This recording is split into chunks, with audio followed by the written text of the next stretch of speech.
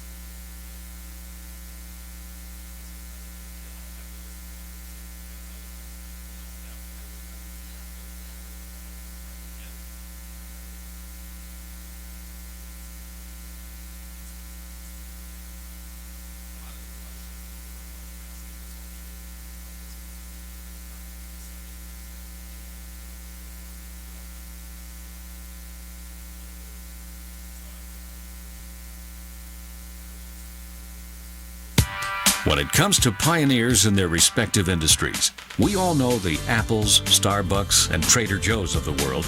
In the realm of recruiting, Decision Toolbox is the industry's best-kept secret, with 90% of their business from referrals and repeat customers. For over 20 years, Decision Toolbox's U.S.-based team of recruiters, sourcers, professional writers, quality personnel, and tech support has perfected a Six Sigma approach to talent management. No matter the size of the project, Decision Toolbox delivers incredible results. A cost per hire less than half of what contingency firms charge, with the winning candidate presented in an average of 14 days, all with a 12-month candidate warranty. With results like that, Decision Toolbox won't be a secret for long. Visit us at www.dtoolbox.com for more information. Let's face it, not all company challenges are the same, which is why Strategic Market Intelligence can help identify the actionable information you need to be more competitive. Gain a better understanding of your brand, competition, best prospects, or new product opportunities to generate greater revenues in 2015. Call 949-357-9547 or visit www.strategicmarketintelligence.com. I'm on the observation deck of the Empire State Building to demonstrate how much material Waste Management recycles. As North America's largest residential recycler, last year alone, Waste Management recycled 12.9 million tons. How much is that? Let's do the math. Carry the 6. It's enough to fill this building more than 27 times. With experience like that, we're bound to have a program that can help your business recycle. Talk to Waste Management or visit thinkgreen.com. You are listening to the Critical Mass Radio Show, Orange County's business talk show, focused on exploring topics of interest to CEOs who are leading middle market companies. With your host, Richard Franzi. Welcome to this edition of Critical Mass Radio Show. I am your host, Richard Franzi, and this is episode number 965 of our podcast series. And oh, do we have a good show for you today, with the goal of supporting basic necessities and pursuing philanthropic activities, Cheryl and Jeremiah Yencho. Did I say that right? That's right. Oh, Yeah. beautiful. Created the Fourth Gentleman to provide options for consumers to express unique individuality while being environmentally responsible. I've invited Cheryl and Jeremiah to join us today to share their passion and how they've turned that into growing their firm. So welcome to Critical Mass Radio Show. Great. Thanks for having us. It's a pleasure to have you both. I'm excited. So let's start by, we'll start with you, Jeremiah. Okay. Tell me a little bit about your background. Like, what got you to this point? Yeah. No, it's interesting. So actually, the both of us have spent our entire careers working for someone else. And we've been in the business world. We've consulted small businesses for the majority of my career, which is about 16 years now. Okay. And worked closely with small businesses, helping them to really. We were in the human capital management consulting areas, so we would work with businesses to identify costs and risks within their businesses and help them eliminate that. Mm-hmm. And just doing that really developed a passion for entrepreneurs, and slowly evolved from being fulfilled from that setting and really ready to do my own thing. And Okay. that's kind of how we landed here. Okay. So, Cheryl, tell us your version of that story. Well, my background's pretty similar. Not quite as long as he's been doing it, but the same industry, same type of consultative approach to small businesses. But I really got into it after college, right after college, and I majored in marketing. I wanted to get into creative advertising, but sort of landed into this human capital management consulting role and just went from there. It sounds very important, but maybe a little boring. I don't know. Dealing with people It's can never very be. exciting. It's very exciting, but it didn't hold your interest long enough. It was very impactful because Okay. we helped businesses, but ultimately it wasn't personally fulfilling. And it was fun. It was a good time. We got a lot out of it. It was great to us. It was great for our lives, but we just weren't fulfilled all the way. So in the open, I mentioned that you took your passion and you turned it into a business. Yes. Can you tell me a little bit more? Maybe Cheryl, I'll look to you. Can you tell me a little bit about taking a passion? I love to have entrepreneurs on the show who take something that they are really excited about and figure out how to make a living at it and change the world, maybe. Well, we went in the completely opposite direction. So we're looking at, we went from being consultants in the small business role to starting a online retail store, primarily because we wanted to focus more on being conscious consumers, really reach out to people who are looking to make purchases like sunglasses or watches. Any sort Were of, you conscious consumers? Yeah, well, we wanted to be more. Not to interrupt you, but Yeah, I'm just trying to get the organic. It was important to us, Okay. but it was one of those things where, and sorry to interrupt. No. But it was one of those. Hey, we're having a dialogue here, right? It was one of those things where we had a set of core beliefs, and we Right. were 75% of the way there, but we Okay. weren't fulfilling or living up to our core beliefs. And that's really what the premise or the precipice of us getting into this business was.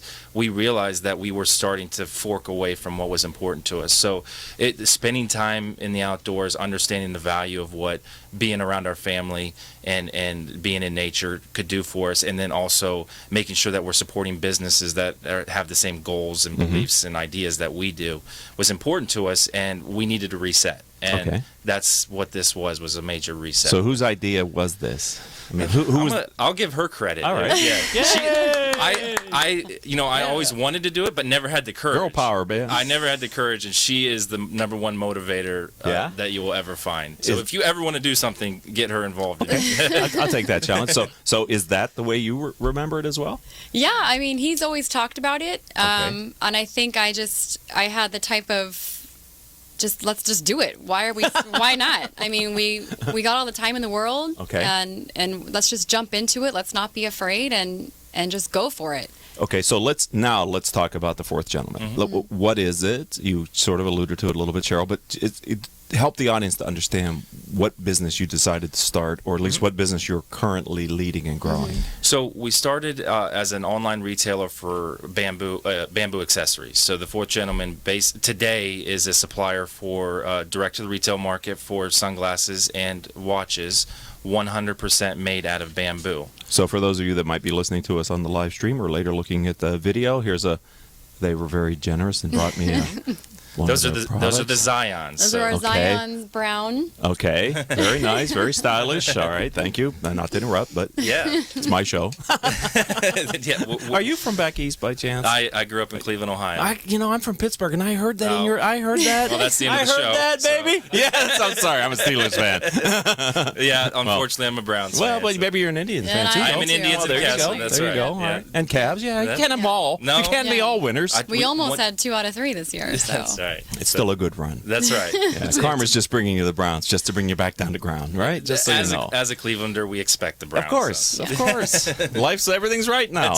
Anyway, we were talking about something really important, which is your company. I'm sorry. Yeah, no, Continue. and so we chose bamboo specifically because of what it means to the environment, and the origin of the Fourth Gentleman comes from that too. That's where our name comes from. Okay. So but you do a great job of talking about the Fourth Gentleman and how we kind of landed on that. So I'll let you talk about that a little bit. Okay, Cheryl, would you tell us about the name? And Yeah, the name. So the Fourth Gentleman actually comes from. So in Chinese art, there are often 4 plants depicted in the art. So and those are referred to in China's art as the 4 gentlemen or the 4 noble ones. okay. So we chose bamboo to be our material with all of our accessories because of its sustainability, but also in the Chinese art world, it has a lot of meaning and integrity, open-mindedness, tolerance, which went us along with a lot of our values that we had for just in the beginning of our business. So that's where the name derived from.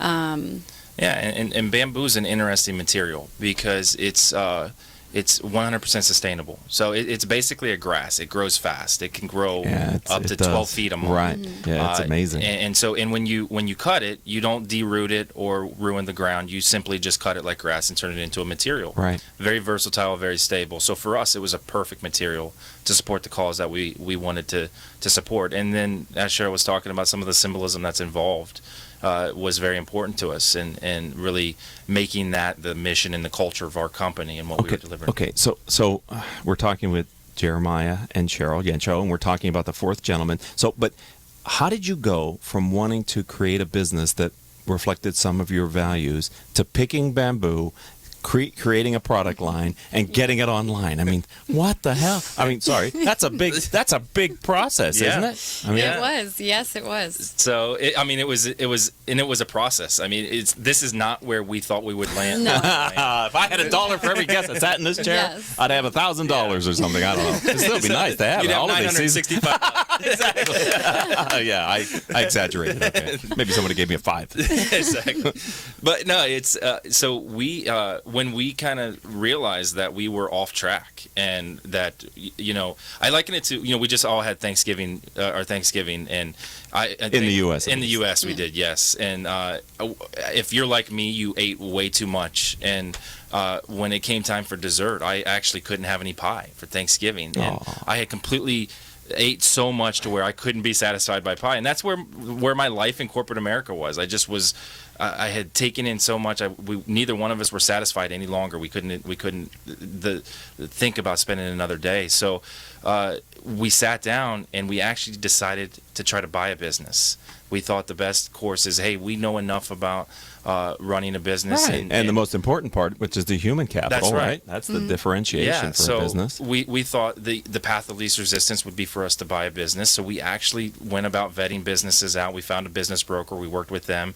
And we got all the way down to where we had done enough due diligence to make an offer on a business. And in doing so, we were 2 days from closing, and it all fell through. They accepted a bid from a higher bidder that came in on the 48th Nice. hour. Yes. But going through that process, we learned a lot about running the business that we didn't know about, and we thought, we can do this. We can do this on our own. And it was in a similar industry, a similar type of setting. So we thought, hey, this is something we can do. And we took on the challenge ourselves and started it from scratch. So how long did that take from that moment in time till when you actually sold something and had a cart and people bought something? We'll let you know. No, when people, we're obviously up and running and people were buying things, and it was a good 3 or 4 months before we actually made our first sale. Well, right? it was a good 3 to 4 months to get our product. Yeah, we had Yeah. to shop for manufacturers, but by it took us 3 to 4 months to get a manufacturer and our marketing company and our website built and all that kind of stuff. Designs. And then it was another 3 or 4 months to market it and actually get people to our site. And now we're now to that stage to where we're trying to take it to the next level. Right. And that's. So it's a process, and I'll let you know when it's done. I don't think it ever will. Yeah, it be. may never be done. No, But- I think it's always going to be evolving. So I lead Mastermind CEO peer groups here in Orange County, and last week we had an all-member meeting, and one of the speakers was the gentleman who brought UGG brands to the United States, and he talked about his journey of discovery of being an entrepreneur, and he wrote a book which we gave to each of the members, The Birth of a Brand, and it might be you may want to buy that book and read it, because he has a philosophy at a very high level. He says, people do not give birth to adults. You give birth to babies, and companies are the same way. And his book is about the various phases of development of the business, which parallel to sort of kind of a human. So I couldn't agree more. And to take that a step further, I mean, we're both parents, so to continue that analogy, being a parent, you make a ton of mistakes. Yes. And you know that you can't really ruin the baby, but you have to keep showing up. You have to keep just being there and doing it and not giving up. Same thing in a business. We've made so many mistakes in the birth of this idea, and the bottom line is we just had getting hot in his room. the thing is, every mistake has been a learning process. Yeah, And let's hope. And we've just moved on, and you have to continue to press forward, knowing that you're doing what you want to do, and you have a good idea, and it's I love that concept, though. The birth of an idea is something you have to nurture. Well, that's why I lead CEO peer groups. That's why I do this radio show, because I believe in the power of peer learning. I think in business, experience is the best teacher, but some lessons are best learned vicariously through other people's experiences, because some of those, especially early stage companies, they can be fatal. The decisions that you make that you wish you could undo, you can undo, and many times and the challenge that I would think with your business is there's a long you're dealing with product, and that really can elongate the time from which you decide that, this is a good thing, could make me money, till you actually collect the money from the online sale. Yeah, Right, exactly. absolutely. Because it's not something you can just, let's write that on the website, and boom, there it is tomorrow. Yeah. We got to find a supplier and a quality and the price points. And we weren't born with an endless supply of capital, so Yeah. we, I was looking for the golden spoons. I did not see them in the We have a studio money here tree in our anyway. backyard. Yeah, so- Wow, where do you live? we had to, the hardest part about what we did is we had to design and pick the styles, and we were limited to what we could do. So we had to kind of go with what we identified as what the market would want.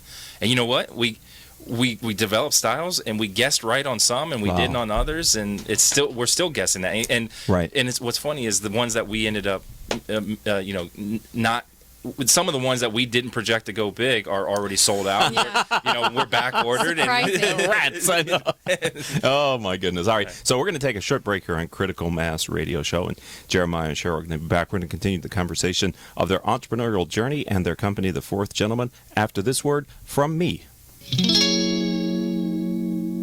Richard Franzi is the author of 2 popular business books for CEOs. His first book, Critical Mass, The 10 Explosive Powers of CEO Peer Groups, was the first book ever written on the secret value of CEO peer groups. His second book, now with newly updated information, is Critical Mass, The Power of CEO Guiding Principles. Richard's books contain powerful information to help CEOs running middle market companies gain valuable insight to improve their decision-making skills. Richard's books are available as paperbacks or Kindle versions from Amazon.com. To find them, type Richard Franzi in the search box. And welcome back to this edition of Critical Mass Radio Show. I am your host, Richard Franzi. If you'd like to learn more about the radio show and the CEO peer groups that I lead, visit my company's website, criticalmass4business.com. Or if you know someone who would make a great guest like these two here today in the studio, call me or text me at 949-887-4104. We're going to do about 120 interviews next year, so we're always looking for great guests. All right, so let's rewind the conversation. You were telling me that some of the products that you brought in, you're sold out, and other ones you thought were going to be big sellers aren't quite. How are you refining your decision making about the products that you're bringing to market? Talk about that a little bit, sweetie, because you were very instrumental in picking the designs and the color patterns and things like that, and I know that you used a lot of reference material. Yeah, I made the mistake of going off my own style Okay. to make the decision on what look and feel for each pair of sunglasses I went with. But now, just Are you saying that wasn't right? it wasn't Paul, because excuse me, everyone- Paul, can you get the... I love teachable moments. There you go. That signals the audience that they should be really listening because this is a transferable piece of knowledge. So give us your experience, Cheryl. So now, looking back, I should have went with what's new and popular out there. Obviously, we're looking at young teens that are now entering into the workforce, being able to buy their own products, and what they're wearing necessarily would never be what I would be wearing. But it is very popular, and so we're moving forward with those types of styles and getting more of those made and having those on our website, different shade colors, all things you would never consider when you're first starting out. You really just think of shape and size, but there's a lot of different questions I'd be getting on my customer service line about different colors, different lens fading in and out, different watch sizes, all sorts of different things I would never have considered. So now that you're in the market, so I believe there are certain things you can only learn by doing, right? And as an entrepreneur, until you're in the market, you can the market will tell you. Right. There's just Right. no way. There's Right. no way to... Right, yeah. but now you're in the market, so Yeah. you're collecting this customer data and sales to be able to Yeah. make these kind of decisions. Yeah, absolutely. And you know what's great is the technology that exists today. I don't know how people were in business 25 years ago. It just because the technology that exists today, I can literally go on and see exactly what people are looking at. I can see what they're putting in their shopping carts if they actually follow through, and the feedback that we're Boy, able that to is- get that's is invaluable. amazing. And what's available with things like Google Analytics, and we use a Shopify store, so that what we're able to get back, the feedback that we're able to get back from there, the data that I get on a daily basis is incredible to help us make decisions with our manufacturer on what we need to bring to the market next. So you have a manufacturer, and you have a manufacturer? We have one manufacturer. Okay, so that must have been a big decision, right? Yeah. You're placing all of your trust in one manufacturer. How did you make that decision? Shortly, what was the? Did you look at 10 and pick one? We looked at probably 25. Yep. And we interviewed, we Skyped Yeah. with most of them, which was a different Yeah. experience. So it was a huge vetting process. In the end, we wanted to partner with a company that was very similar to ours. And In what way? In the sense that they weren't just a supplier or a manufacturer, that they had a mission and goal beyond Okay. just So like a cultural thing. That's then. right. Okay, Yeah. a belief system. Exactly. Values, yeah. And that's how we actually Nice, landed smart. with the manufacturer that we did. Part of one of the basic premises of our website and what we do is with every pair of sunglasses planted, we plant 2 trees. And we actually worked that out with our manufacturer. That was their idea. Wow. And wow. so that's how we ended Good up for choosing them. them. Is when we were vetting that, we told all of our vendors what was important to us, and they came to us and said, "Hey, listen, if you want to partner with us, we'll put this program in place." And it's been a great partnership so far. Great. Yeah. Well, that's exciting because a bad decision there could really be a bad decision. And luckily, that's one we got right on the first try, because Yeah. that could have been fatal. Yeah. So Yeah. so let's look at the other way. Let's look at the clients. It sounds like you're getting good information about who's on your site, but you're also starting to understand the type of people that are resonating with your brand. So is there a psychographic or a general description of the kind of clients that buy your products today, from what you can tell? Yeah, I mean, I think it's people that are kind of forward-thinking and are thinking about the world beyond themselves.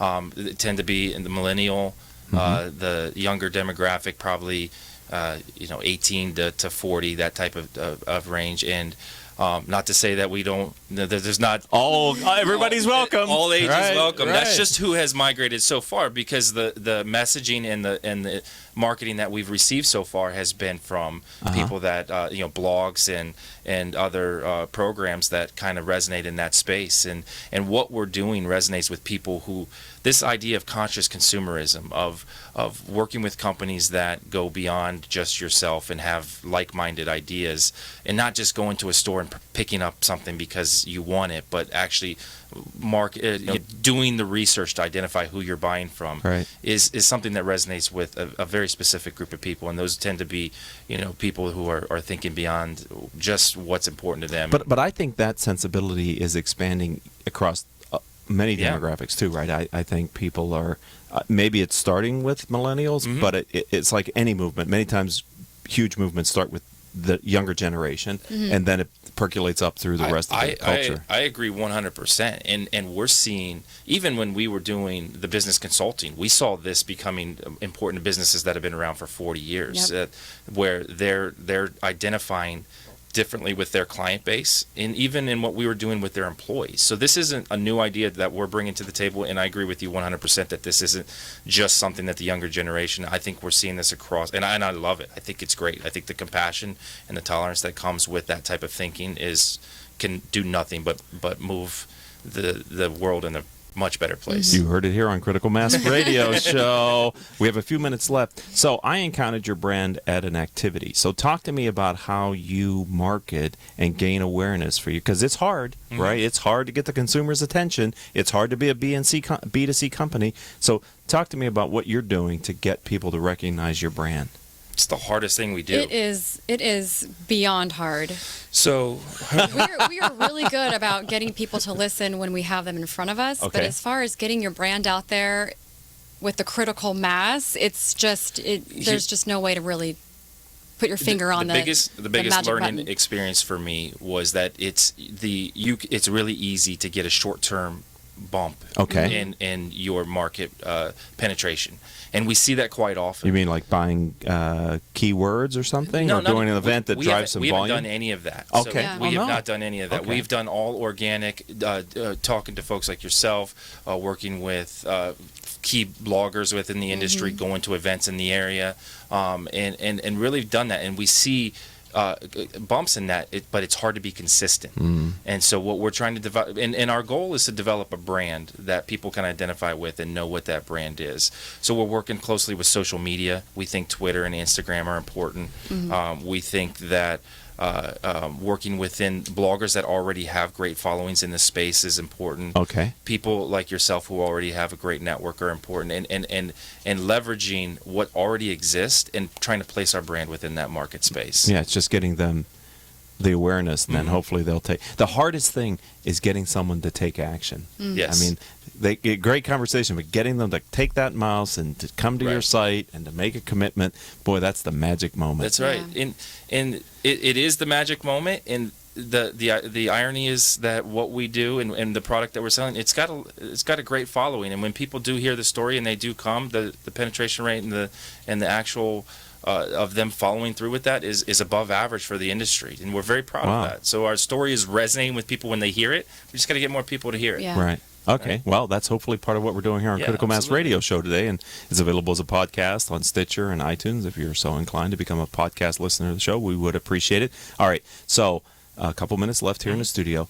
We'll have you back, right? I don't know. Some point in the future, you're going to come back. Right. Where will you be in a couple of years? That's great. We have so many big There's plans. so many ideas. It's hard to pick which direction to go in. Okay.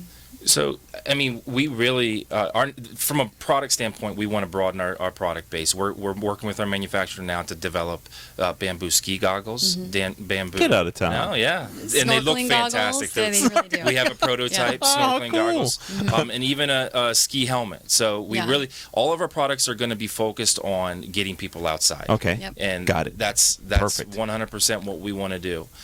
And then also we want to expand our philanthropic footprint with the Fourth Gentleman. So we've just recently started working with the Human Cataract Fund, where we are donating a portion of the proceeds to them. This is a great organization. We chose them because they give sight to third world countries. Wow. Literally, there's people in other parts of the world where for less than $100 we can remove cataracts and give them sight back. And Wow. it's the easiest, the shortest surgery. It's possible. very simple, and so we've started working with them, and we want to continue to expand our philanthropic footprint within within the Fourth Gentleman. So that's hopefully where we are a year from now, is really doing good on that front, as well as being able to offer more products and bamboo products that can get people outside and enjoying nature. So you're really just building up the momentum behind the concept of using bamboo as the product from which you craft these other solutions. That's why when we sat at the kitchen table, a little over a year ago and decided to do this, that was ultimately what we wanted to do with the rest of our lives. Wow. Yeah. Oh, what a great story. This is so cool. So if someone is now inspired because they're listening to us on some platform and they want to take action,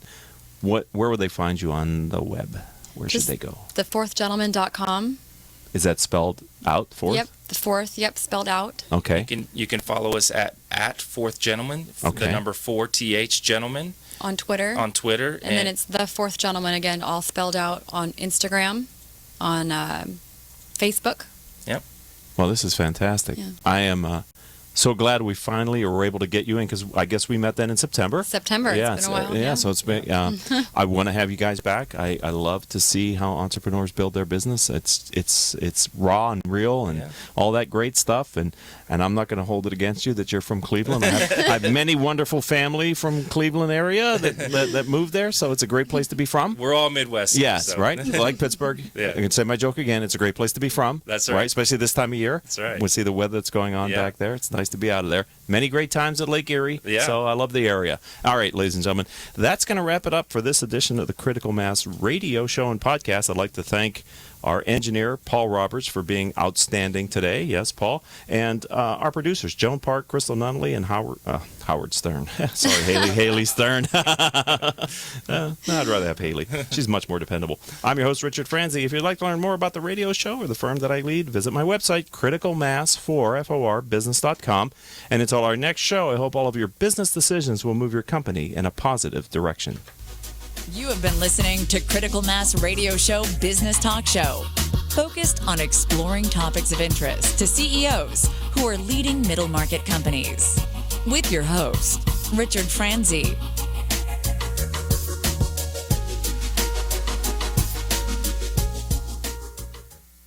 Imagine what it would feel like to lose everything. Your job, your home, your family, your dignity. This has happened to thousands of the men, women, veterans, and young adults we serve at Working Wardrobes. What do we do to help? We provide career development services, life skills workshops, job skills training. We provide the perfect interview outfit, and we get clients placed in jobs. Call Working Wardrobes, 714-210-2460. Donate, volunteer, invest, hire. Imagine buying a newspaper and discovering that the news you're reading is 6 months old. There isn't much that stays the same for 6 months. And the same thing goes for background checks. In a time when so much outdated information is being passed around, it's good to know that People G2 offers something different. At People G2, we provide today's intelligence, not yesterday's news. Our value-added approach offers you a fully FCRA-compliant solution that includes up-to-the-minute information. By combining industry-leading technology with old-school human investigation, People G2 is able to give you information that is accurate right now, delivered quickly to our online system, or integrated with your HR system. So ask yourself, are you comfortable working with old news, or are you ready for a different kind of background check company? Visit peopleg2.com or call 800-630-2880. That's 800-630-2880 or peopleg2.com. Imagine what it would feel like to lose everything. Your job, your home, your family, your dignity. This has happened to thousands of the men, women, veterans, and young adults we serve at Working Wardrobes. What do we do to help? We provide career development services, life skills workshops, job skills training. We provide the perfect interview outfit, and we get clients placed in jobs. Call Working Wardrobes, 714-210-2460. Donate, volunteer, invest, hire.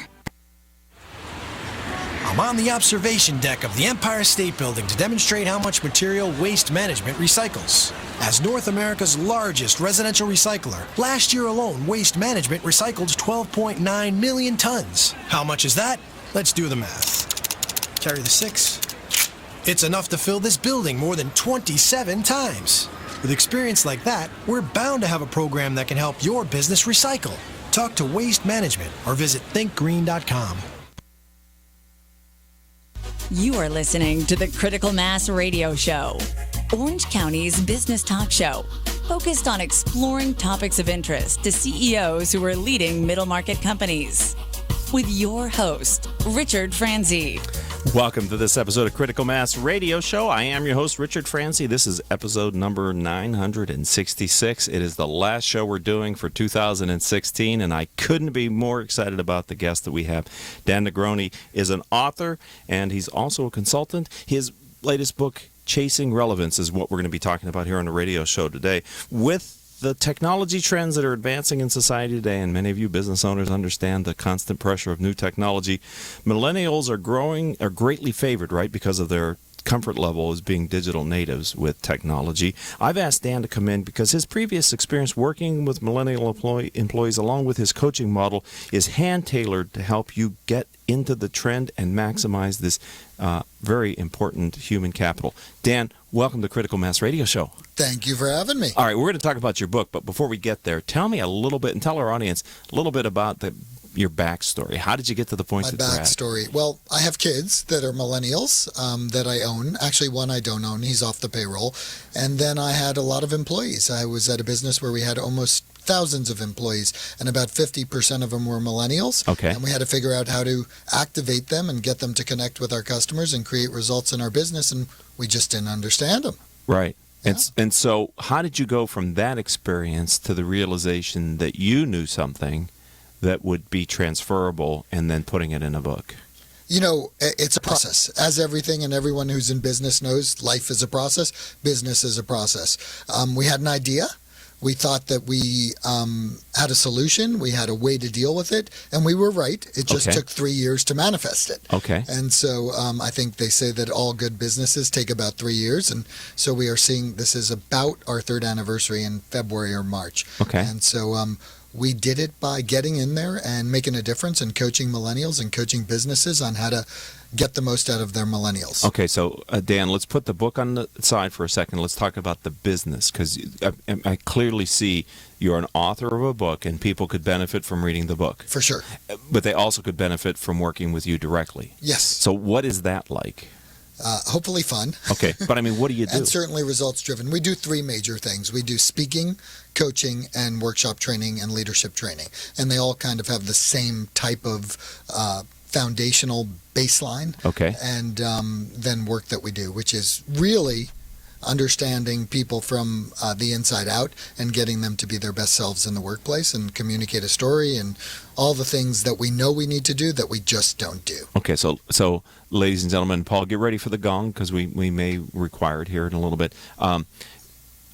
I have a lot of clients who have millennials in their workforce. Yes. And I am of the belief that they are fortunate to have them, and that this generation of worker is outstanding if properly treated. You'd be right. Okay. So what is it that you're so if you and I agree on that point, then help our audience to understand from your perspective, working with them and helping clients realize this human capital and activating it. I think we got to deal with the big issue, and the elephant in the room is, if 2016 was the absolute noisiest year ever in politics, I still have a headache from it. The number 2 most noisiest kind of bull line is that millennials stink.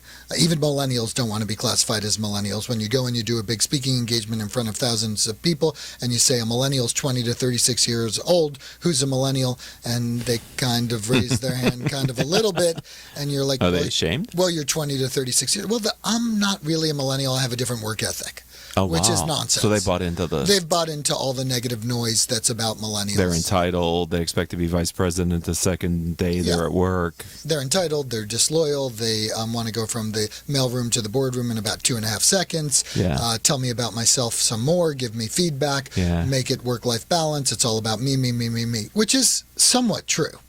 It's also somewhat true that we are stuck in our old ways, don't like technology, stink at managing and leading, only are in it for the money. So all the myths are just, I mean, you laugh, but really that's what we see in the workplace. It's a great way to characterize it. And everyone's angry, and our job is to depolarize the workplace first. Okay. You're right. Millennials are amazing. They are fantastic. They are smart. They were given a seat at the table. They ask great questions, and they push. The challenge is this. They have not really had guides, and they've been brought up in a world where they've been told they're the king, they're the queen, they can do anything they want, they can be the president, but they haven't been told what it takes to do those things or taught what it takes to do those things. And so where youth and experience meet is where magic happens. And our job is to make the magic happen, being the experienced people. And so we have an obligation to guide them, because while we've told them all those things, they have no friggin' idea how to get there. Okay. And they need us. Okay. And we need them. And That's simple. And I believe that millennials are good students. They like to be mentored. The number one thing millennials want in the workplace is what? I think mentoring. It's the capability, I call it. The ability to learn and grow. Okay. They will trade anything to be better. Even money in most instances. If you're teaching them how they will be able to make a lifetime of money, Okay. or how they can learn things or give back, they will lean in. So number one thing they want is capability. And Right. you're right. Those people that are great managers, which are few and far between, that have a plan on how to transition and guide and teach people how to be their best, they win. They Right. win all day long because they engage millennials. Nonetheless, 71% of millennials are disengaged in the workplace. 50% of Wow. millennials believe they'll have a new job within a year. Wow. Okay? Those are the statistics. Now, the good news is 68% of boomers or Xers, about, as Gallup says, are also Yeah, disengaged. that's- So yeah. people are We unhappy. have a problem with that across the spectrum. Challenge is this. It costs us $450 billion a year in disengagement. However, when millennials believe someone cares about them, they are more engaged in the workplace. Wow, And that's so simple, huh? What are you business leaders doing out there to figure out how to make sure that millennials think you care about them? So when we have in the peer groups that I lead, when we have a speaker come in and talk about managing millennials, and we start to talk about the kind of expectations that a millennial has, I think they've learned these things by watching their parents or their grandparents or aunts and uncles who didn't have those expectations, who thought loyalty was a given in the corporate world, see that loyalty isn't necessarily a guarantee. In other words, I think it's healthy for your employees to ask, why do you want me to do this task? What is the real reason behind? Explain to me in context what you're asking me to do. I think that's how you build employee engagement, regardless of the age of the individual. Well, how you build employee engagement is regardless of the age of the individual, period. It's about caring, leaning in, and teaching, and having a dialogue and creating an engaged workplace where people feel their view is important. Right, heard. Doesn't matter what age you are. Millennials are a little bit different. They are digital natives. They did grow up different. They have devices, and they've grown up in a different world. The world is incredibly different now. 75% of the S&P 500 companies in the next 10 years will churn. Okay, Uber has replaced the taxi industry. Yes. Airbnb has replaced, fifth largest hotelier now. It's disruptive. Lawyers, accountants, everyone out there that has a business has to think better, harder, faster, different. Right. And millennials push us to do that. There's nothing wrong with it. They also, though, need to understand that there's some rules of the game and everything is metricable. So you are right that millennials are great. But they're kids, and youth is a time where we need to learn. So if I go and speak at USC and I'm teaching a class and they raise their hands to ask a question, and the question sounds like, how am I paid what I'm worth? That's kind of a millennial-esque, falls into all the stereotypes. Uh-huh. And I say to them, the question more is, what are you worth? And how do you demonstrate that every day? Right. And then you'll get paid what you want. So maybe you should make it about others, and no one's ever told you this, and I'm going to coach you up front here. You can be everything you want, but the secret is this. It ain't about you, buddy. It's about them. It's about providing value. What are you going to do that? And no one speaks like that to them. We don't speak like that to them in school, high school, junior high school, college, business school. We're not teaching relationship skills. So I would think that some of the millennials would respond positively to that because they're looking for some direction, and this is direct. But also there may be some millennials who don't want to hear that message because it's the first time they've heard it, and it doesn't sound like what they've ever been asked to do before. Yeah. And those get rid of, or they have a little bit more time to mature. Here's what I'll tell you. 90% of millennials want it bold. Number two thing millennials want in the workplace is authenticity. They've been sold a bill of goods with advertising nonsense, bull all along. And when you tell it to them real deal, like I was giving a speaking engagement the other day and a millennial was in the audience, 85% of the audience were not millennials. Millennial turns around, sits up, takes command of the mic, sits on the table, bangs his feet on the chairs and says, I'm a millennial. I'm great. I have all this to contribute. You all need to meet me, and this is the way I work. I turned to that millennial in the audience and I said, do I have permission to teach you something? Best thing you'll learn. Okay. And the millennial says this, sure.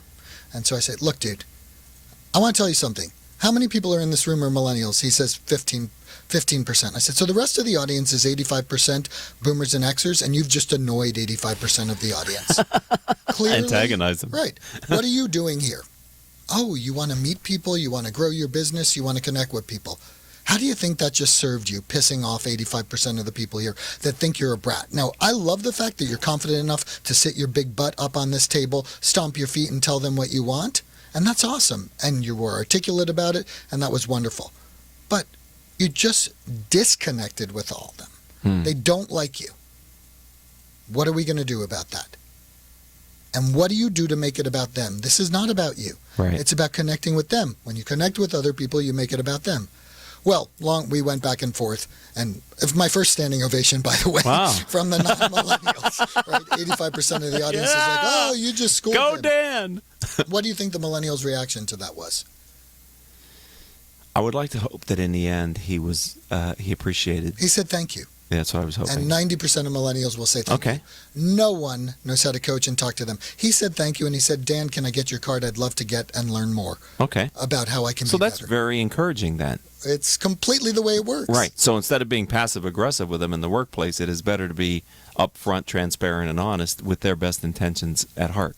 Upfront, transparent, and honest means you care. Yeah. The only thing human beings want is people to care about them. Right. That's why we're human beings. Right. So imagine that. That's simple. So what type of companies hire your firm to come in and do this kind of work? Yeah, all sorts of companies. A lot of service providers. Okay. I'm a lawyer by education, and so we have I just came from a lawyer's office. We have accountants, lawyers, service providers, very large firms, small firms, medium-sized firms. Okay. Companies like Intuit, companies like Qualcomm, companies like Rubio and Panera Bread, all sorts of different these are companies. recognized names. Yeah.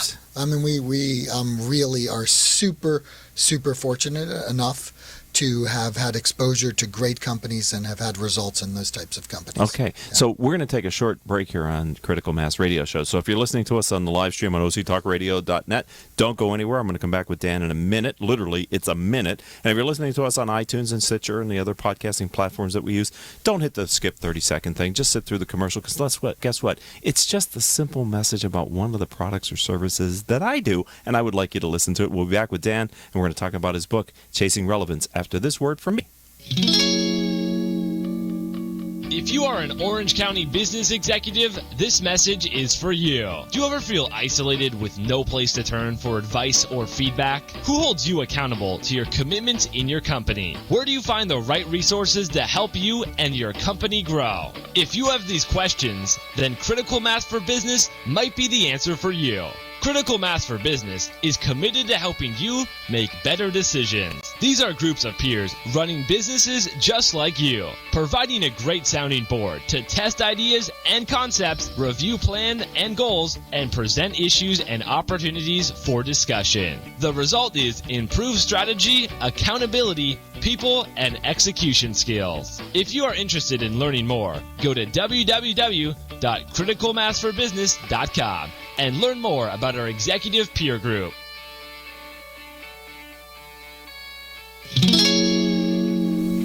And welcome back to this edition of Critical Mass Radio Show. As I said earlier, all our shows can be heard anytime on iTunes, Stitcher, Spreaker.com, several hundred former guest websites whose CEOs have appeared on our show. Since we started in 2009, our show has reached several 100,000 listeners through the live stream here on octalkradio.net and our podcast. Simply type in these 4 words in your favorite podcasting software, Critical Mass Radio Show, and you'll get our weekly radio shows, our wonderful interviews. We do generally 2 to 4 interviews a week, and you'll get all that great knowledge just from simply typing in those 4 words. All right, so let's start with, what was the inspiration to put your thoughts into a book? Why? Well, first of all, everyone I met said you need to do a book, Dan. Okay. But the real inspiration to put the thoughts in the book were, I'm one guy, and I wanted to touch more people, and I really wanted to create a tool where people could coach themselves. I think with millennials, and so much even in my life while I was growing up, you're always seeking a mentor. And the best mentor you have is yourself, the mentor within. And if we can teach young people... That's an interesting concept. Paul? Sorry? Can we play... So say that again. The best mentor? The best mentor one can have is who? It's yourself. Okay. And that's empowering. Yeah, I think it's pretty empowering. And when we teach millennials that, and we teach them to take control, and what happens to them is because of them, and that they can become their best mentor, what happens is they naturally attract those people in the CEO groups. They attract the right mentors that will help them with their business because they understand what they need and how they're growing. And so often in life, when you're young, you're looking for someone to take you away from it, to understand how smart you are. If I just had this boss that would do this, if I just found an investor that would do this, if I just found a partner would do this. And no, the answer is find yourself and what your unique value proposition is and start giving it, and you will attract to those things naturally. Yeah, because I find too, if you just ask someone for some time to share their knowledge, most successful people are more than happy to give back. People's favorite topic is what? Themselves. Dale Carnegie said that in 1936, before him, Napoleon Hill. This is not brain surgery. We've known it forever. And so, yeah, everyone wants to talk about themselves and share wisdom and help each other, for the most part. Right.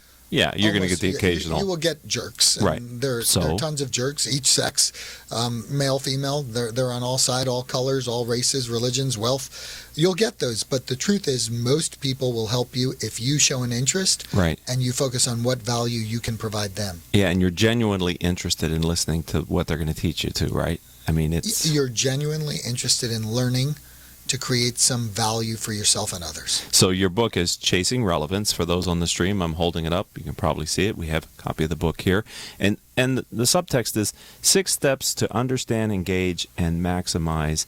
You had millennials, then you scratch it out and you say next generation leaders in the workplace. Yeah, why do you think we scratched it out? I was going to ask you that very question. Why did you scratch it? I'm a lawyer, so I'm going to make you do the work. Hey, this is my show, dude. There we go.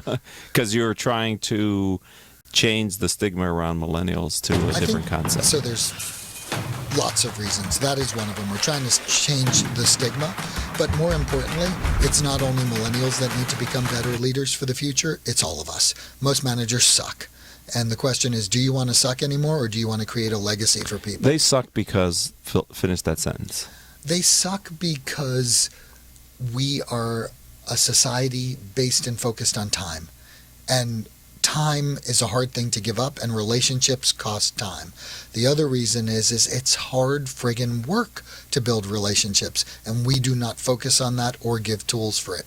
We just expect things to happen. We also have this view that when we were coming up, we did it all ourselves and we figured it out, which is nonsense. Right. Because we all had mentors, and the time was not like it is now, where it's insane the number of distractions you have and things that are calling for your attention. We've always been pretty busy, though. I can remember coming back from a sales call, and they used to have those posts on the secretary's desk with the pink, you got to return all these phone calls. I mean, that was a burden. Come back after a long day in the field, I think people... It was a burden, but now you get email to your LinkedIn, you get email to your regular email, you get a Facebook post, you have Snapchat, you have Instagram, you have Twitter, and then you have everything else that's going on. I used to have to pull over. I remember standing in Bakersfield in the summer, right? Summer in Bakersfield, for those of you not familiar with it, it's triple digits, right? And I had to find a phone booth to call the office to get my messages.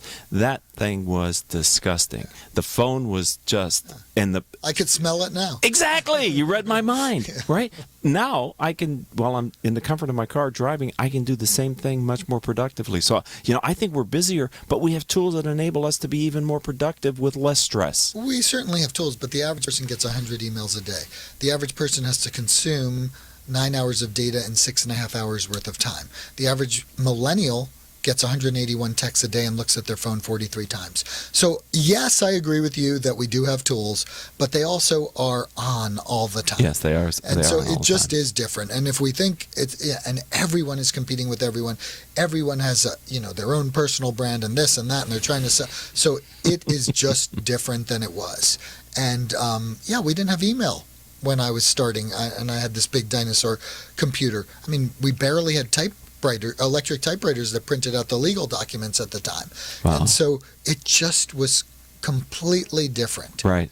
And so let's talk about the 6 steps. We don't have time to talk about all 6. Yeah. Tell me about, let's start with, if you could only give one piece of advice, one of these steps to understanding and engaging and maximizing, what would it be? Well, Dan? let me give the first 2, which are all about mindset. The first we talked about a little bit, which is B. It's an acronym, busting myths. Stop all the nonsense and complaining and whining about what is, what wasn't, what should be, and assume positive intent. Most human beings want to help each other. They're in the workplace. They want to do good stuff. Stop thinking they're spoiled brats. They don't listen. They have their headphones in. They don't want to work. They're running around talking to everyone, because talking to everyone and running around might actually be doing work for them, because they're smart enough to know, go to the source and ask great questions. They don't have to go to Encyclopedia Britannica and use the Dewey Decimal System to figure it out. Right? They do it a little bit differently than we do. Okay. So let's start busting myths on each side. And we are not dinosaurs, and we do want to help them Right. when we get out of our own way. So that's B.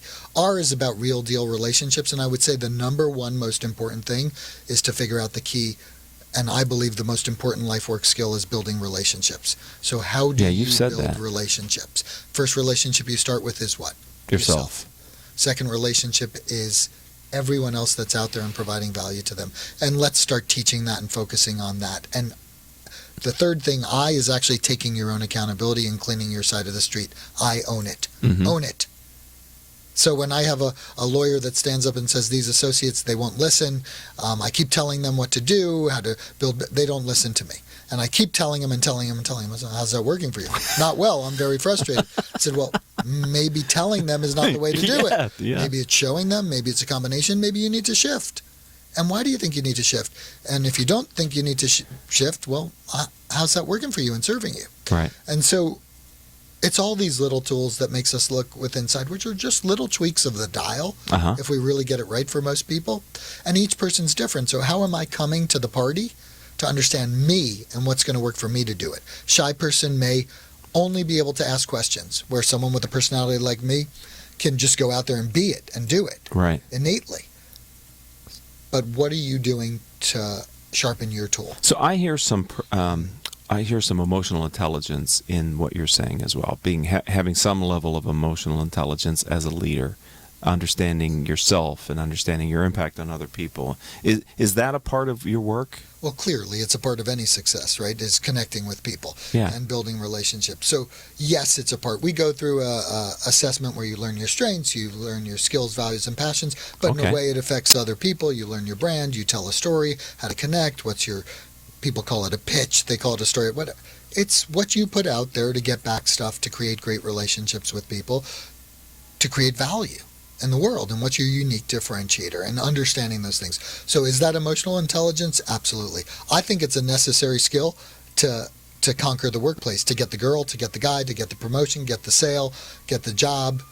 You name it. Yeah. If you can't figure that out, To get people to go to the restaurant you want them to go to? you ain't getting it. Right. So how did you go from being an attorney to this? Well, it's interesting, because I think being an attorney is the training is one of the best ways to build relationships. They have something in contracts law called IRAC, Issue, Rules, Analysis, Conclusion.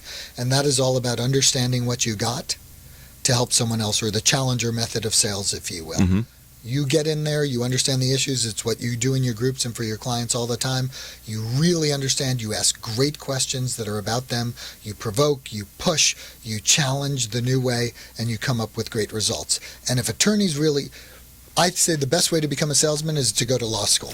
No one else does. I never heard that before. No one else will focus on that. But really, everything you need to learn about building relationships, you've learned in first year of law school. Wow. And so at least that's my take on it, and I'm sticking with it. Okay.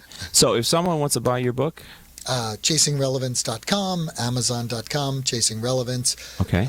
or our own website, Launchbox365. So that was my next question. If they'd like to engage you to help them with their culture, tell me again the website? Yeah, Launchbox365.com to help them with themselves, their culture, to have us come give a kick-butt speaking presentation to shift the audience and get people thinking in a different direction and moving in the right way. Well, this has been a kick in the pants. Well, thank I've you. enjoyed the conversation. That's This my is goal. this is a great way to end the year with this interview, Dan. I appreciate what you're doing. You're a part of the Critical Mass community now and a friend of the radio program. Thank you. Thank you. Yeah.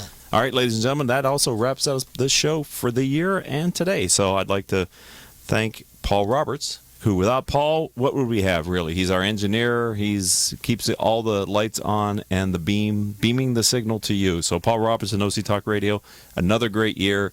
What is this now, 2009 to 2016? Quite a long time we've been together, and I've enjoyed this relationship. I'd also like to thank our producers, Joan Park, Crystal Nunley, and Haley Stern. I'm your host, Richard Franzi. If you'd like to learn more about the radio show or the firm that I lead, visit my company's website, criticalmass4business.com. And until the next show, which will be in 2017, I hope all of your decisions will move your company in a positive direction. You have been listening to Critical Mass Radio Show Business Talk Show, focused on exploring topics of interest to CEOs who are leading middle market companies. With your host, Richard Franzi.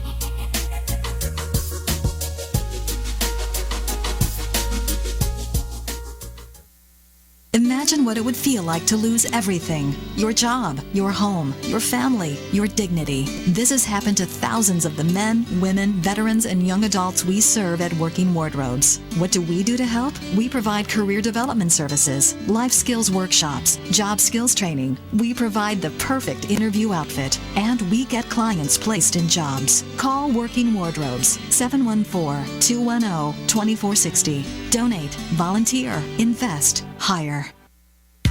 When it comes to pioneers in their respective industries, we all know the Apples, Starbucks, and Trader Joe's of the world. In the realm of recruiting, Decision Toolbox is the industry's best-kept secret, with 90% of their business from referrals and repeat customers. For over 20 years, Decision Toolbox's U.S.-based team of recruiters, sourcers, professional writers, quality personnel, and tech support has perfected a Six Sigma approach to talent management. No matter the size of the project, Decision Toolbox delivers incredible results. A cost per hire less than half of what contingency firms charge, with the winning candidate presented in an average of 14 days, all with a 12-month candidate warranty. With results like that, Decision Toolbox won't be a secret for long. Visit us at www.dtoolbox.com for more information.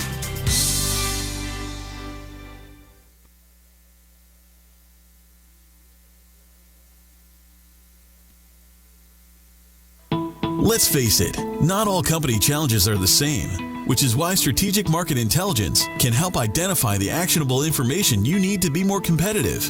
Gain a better understanding of your brand, competition, best prospects, or new product opportunities to generate greater revenues in 2015. Call 949-357-9547 or visit www.strategicmarketintelligence.com.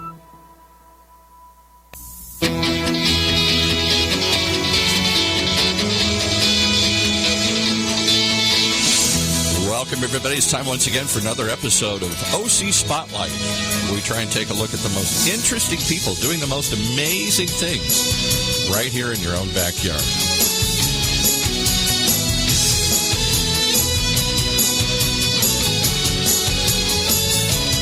And this week is no exception. We have back with us, well, I'll let him introduce himself here. So I will, because every time I tried to pronounce his name last time, I think I butchered it badly here. So welcome to OC Spotlight, and give us your title and who you are here. Yeah, thank you. I'm Normand Latourelle. I'm the creator of Cavalia Odysseo. And you've had quite a pedigree. You were involved for a long time, as we talked the last time about with Cirque du Soleil, right? You were one of the people involved in that creation way back when. Yeah, I'm one of the three guys who started it. Actually, I brought Cirque du Soleil in the LA area in 1987. There you go. Quite a long time. And obviously people are all scratching their heads saying, gee, this guy sounds French. You're actually French-Canadian, right? Yeah, I'm from Montreal, a small community out there, speak French, yeah. And so that's where Cirque du Soleil and all these things were created. Talk about that just for a minute. We didn't go into that last time. What brought about, because this Cirque du Soleil has become a phenomenon around the world. It isn't just the first time I heard of it was in the Vegas hotels, and then it started spreading out all over the place here, and it's become a phenomenon. You brought back a new type of aerial circus that I'd never seen before. Yeah, well, when we got started, it was more like it really started as a fair in a small town outside of pretty far from Montreal, 3.5 hour drive from Montreal, so very small town. And it was a fair where we invited a lot of street performers. Right. It was a small festival. And from there was a project to celebrate the 450th birthday of discovery of North America by Jacques Cartier, which is a French who came at first. He was just after they discovered the south part of America, but none of what part of America was discovered by French anyway. Right. So the province of Quebec, where we live, wanted to celebrate the discovery of Canada by Jacques Cartier and asked for a project, and this bunch of street performers decided to offer the opportunity of doing a tour, that was 1984, across the province of Quebec in 13 different cities during the summer. And we got a grant of $1 million to do that. Wow. And because the weather up there is not very nice, we thought it was better to buy a tent.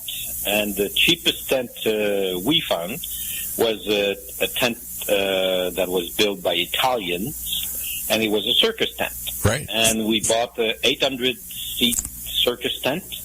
And what street performers do when they have a circus tent? They do a circus. Yeah, right. And this is how it got started. A circus without animals, but they're obviously one of the things was it was all street performers. You had jugglers, you had acrobats, you had aerialists, you had all these people, but no animals. That element of the circus didn't exist, right? Exactly. And I came in the year after because I saw that show. And I knew a little bit the two guys who were there at that time. I mean, there were more than two. There were 13 of them, right. Founder.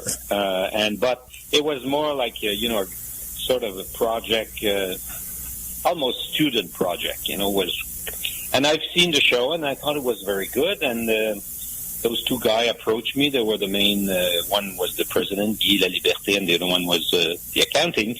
And they asked me what, if I could help them. And I was more into the music industry. I was touring big artists, big names artists, big in the French-Canadian part. Right. I was, so I decided to try to help. And to try to make this become more modern. So this is where... So you were like a tour promoter? You put on concerts and stuff and helped have artists? Yeah, I was doing this, but I was also producing records, and I was directing some shows, and, I was pretty, doing... At that time when I got started, I was a light designer, I did sound design.